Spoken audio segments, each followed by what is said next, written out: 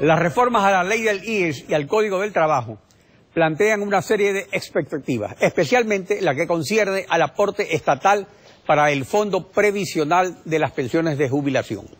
Ramiro González, presidente del Consejo Directivo del IES del 2008 al 2013, como delegado del presidente Rafael Correa, resume esta preocupación ciudadana. Veamos.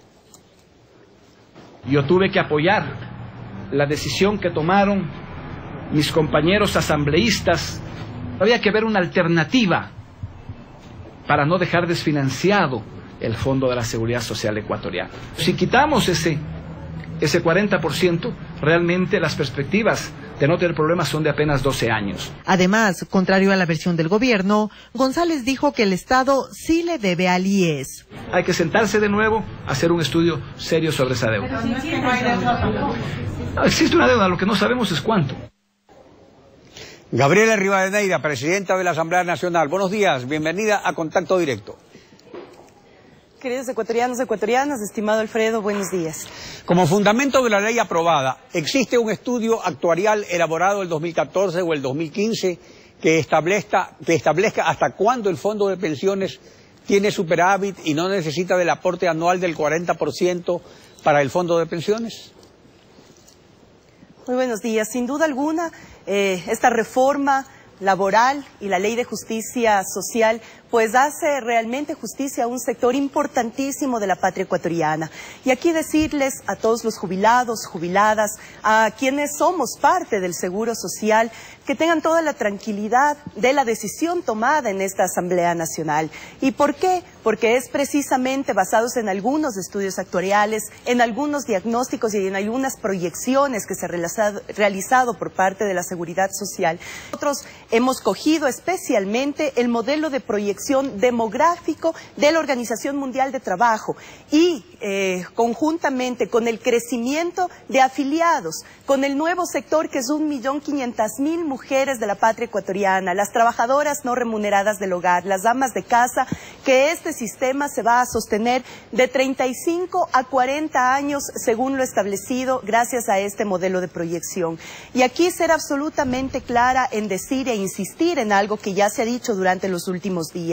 Desde el año 85, este ha sido el único gobierno, el gobierno de la Revolución Ciudadana, que ha mantenido al día sus aportes patronales. Ningún otro gobierno, es este gobierno, el de la Revolución Ciudadana, ha podido mantener al día, por un lado, y aquí para claridad de los ciudadanos, todo lo que significa el fondo de jubilación y por otro lado todo lo que significa el fondo de salud.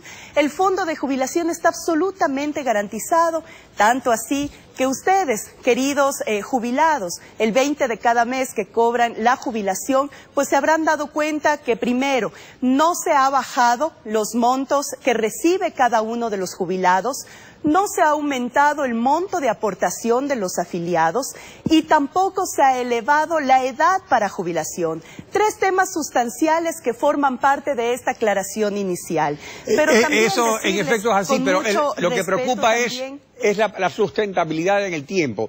Y el presidente Rafael Correa, autor del proyecto de ley, afirma que el Fondo de Pensiones no entrará en crisis o en problemas o no necesitará del aporte del Estado en 12 años, como asegura Ramiro González, sino en 20 años. Veamos lo que dijo el presidente al respecto.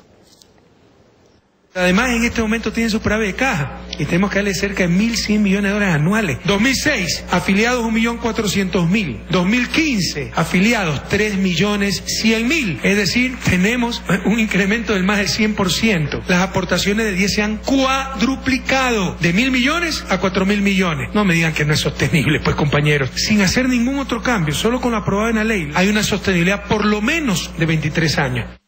Ahora, pero resulta que en el convenio de pagos de mayo 29 del 2008, entre el gobierno y el IES, firmado por Fausto Ortiz como ministro de Finanzas y Ramiro González como testigo de honor y presidente del IES, se establece en la cláusula segunda, numeral 2, que el Estado se compromete a solucionar, pagar y financiar el déficit actuarial del sistema de pensiones que será determinado en el estudio actuarial que presenten los técnicos de la OIT. Ahora, el asunto es, Existe ese informe, en la Asamblea lo han analizado, hay un informe actuarial actualizado que ponga al día de la situación, porque usted se refirió a que han tenido esos informes, pero ¿por qué no se publican, no se dan a conocer por lo menos las partes pertinentes que se refieren a la financiación del déficit?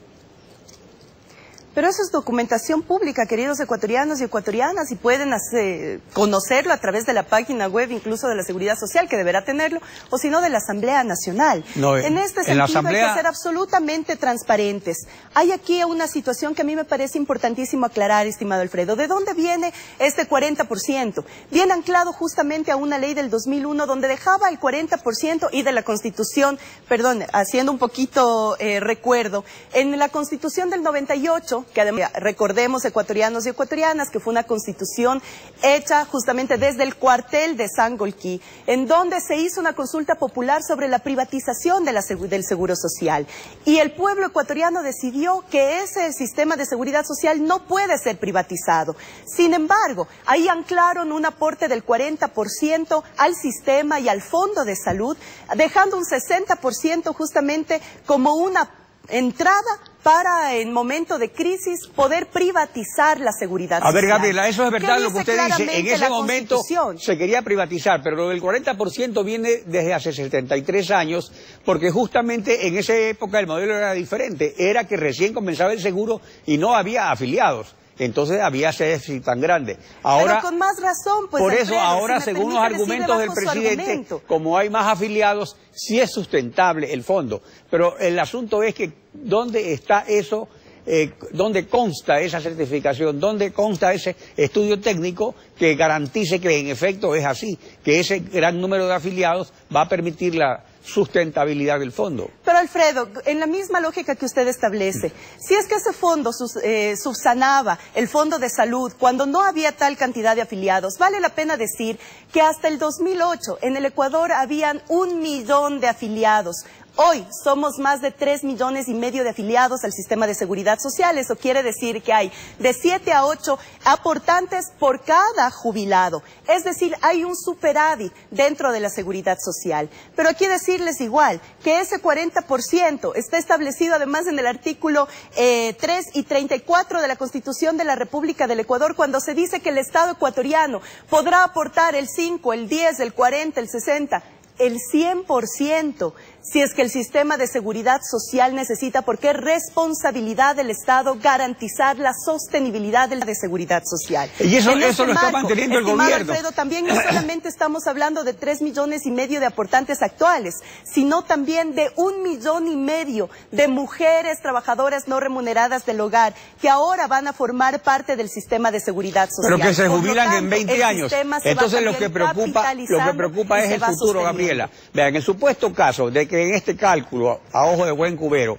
justifique un feriado presupuestario, porque eso es de 20 años sin que haya aportes anuales al fondo de pensiones, el ex ministro de Finanzas de la Revolución Ciudadana, Fausto Ortiz, señaló lo siguiente, veamos.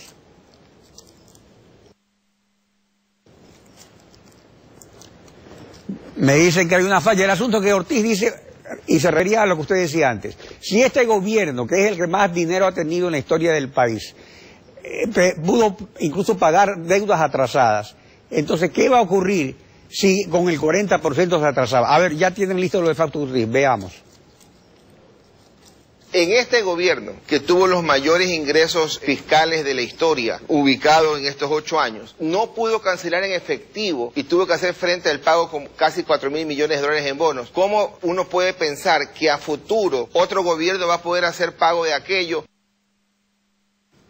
Entonces, ese es el asunto. O sea, si hasta el momento eso ha funcionado así, en el momento que eso se produzca, después de 12 años, de 20 años o de 21 años, hay un estudio técnico de que garantice, de que esa garantía abierta se pueda concretar, de que el gobierno que haya en ese momento pueda pagar lo que tenga que pagar. Esa es la preocupación. Quiero insistir en algo. Nosotros, basados justamente en el modelo de proyección de la Organización Mundial del Trabajo, se ha determinado que este modelo es absolutamente sustentable. Para nosotros, estimados ecuatorianos y ecuatorianas, no vamos a ser irresponsables con pensar incluso en la jubilación de nosotros mismos, de las nuevas generaciones que somos los nuevos aportantes del sistema de seguridad social. Y en ese marco deberá seguirse haciendo estados actuariales de manera periódica, porque justamente es un sistema en el que se incrementa o se reduce la cantidad de sus afiliados.